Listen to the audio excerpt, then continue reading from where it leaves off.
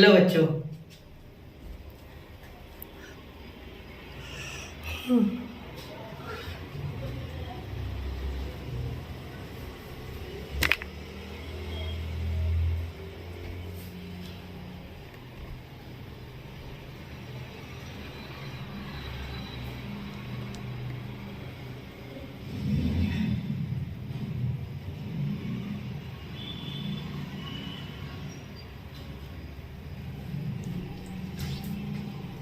Hello बच्चों, एक और नया क्वेश्चन डिफरेंशियल इक्वेशन से लेके आए फॉर 4 मार्क्स। ठीक, एक्चुअली क्वेश्चन पुराने हैं क्योंकि लेटेस्ट में कोई आया नहीं है। ठीक है, 2020-21 से क्वेश्चन इसके आए नहीं है। ठीक है, लेकिन बात ऐसी है बेटा कि ये क्वेश्चन रिपीट होने के चांसेस इसलिए क्योंकि अब तक बोर्ड ने डाला नहीं, 2-3 साल में, मतलब इस साल डाल सकते।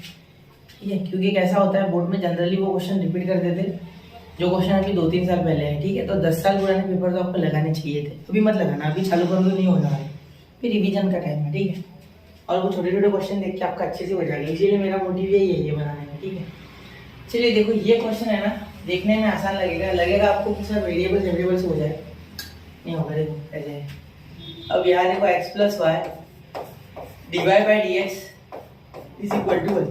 ठीक है, अब ध्यान दीजिए, ये डिवाइड बाई डी एक्स उधर भेजू कोई फर्क नहीं पड़ेगा, ये उधर भेजू तो माइनस बन जाएगा, मुझे माइनस बनाना है इसीलिए मैं इसे उधर भेज देता हूँ। तो x plus y is equal to d x by d y, ये किए बिना क्वेश्चन नहीं होगा। अब देखिए बच्चे, इसे फॉर्म में कैसे कन्वर्ट करेंगे। आपके पास दो फॉर्म है, क्या फॉर्म है आपके पास, एक है d x by d y, ठीक है, plus p x is equal to q यानी कि वाई क्यू वाई। ठीक है, आप क्यू बोल दो यहाँ। ठीक है, और एक है d y by d x plus p y is equal to q. ठीक है, तो यहाँ पी एक्स लिखेंगे, हम पी एक्स वाला फॉर्म यूज करेंगे।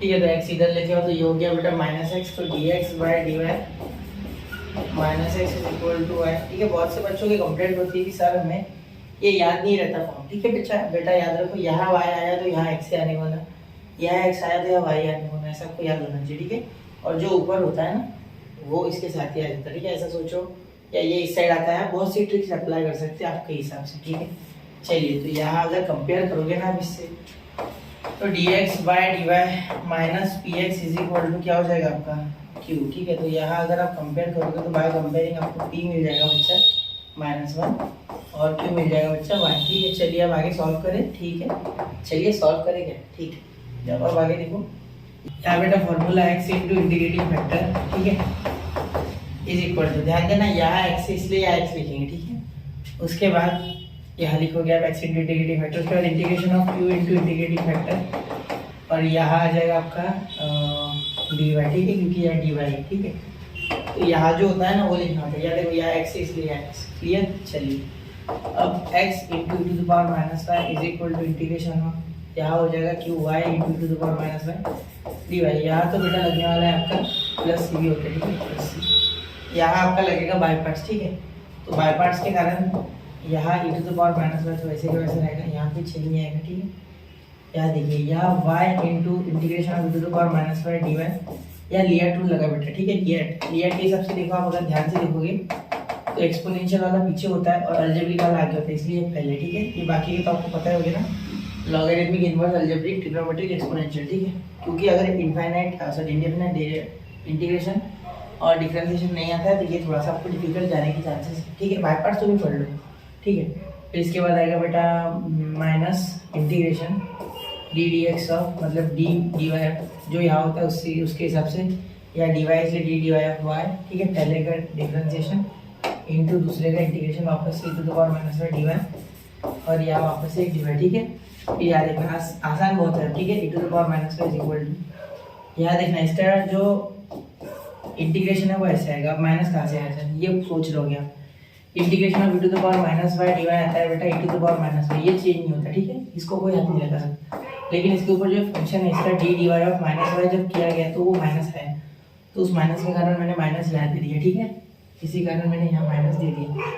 ठीक है, उसके बाद देखो माइनस ये d y by d x, तो ये तो डी वाई 1। ठीक है, ये cancel, e to the power minus y, वैसे के वैसे इसका भी माइनस वाई आया होगा। देखो integration of e to the power minus y d y होता है e to the power minus y upon minus 1, तो इसका अपॉन में जब -1 आया होगा वो माइनस और ये माइनस मिलकर प्लस हो गया।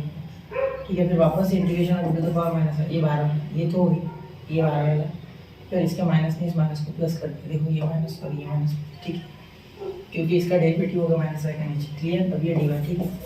तो इसके कारण हो जाएगा x e to the power minus y, ठीक है, यहाँ प्लस से लिखो आ जाएगा, प्लस से छोड़ रहा हूँ मैं, is equal to minus e to the power minus, ठीक है। उसके बाद plus e to the power minus y, और ये माइनस वाई जो नीचे माइनस बनाएगा वो इसे वापस से माइनस बना देगा, ठीक है, ये प्लस को, ठीक है,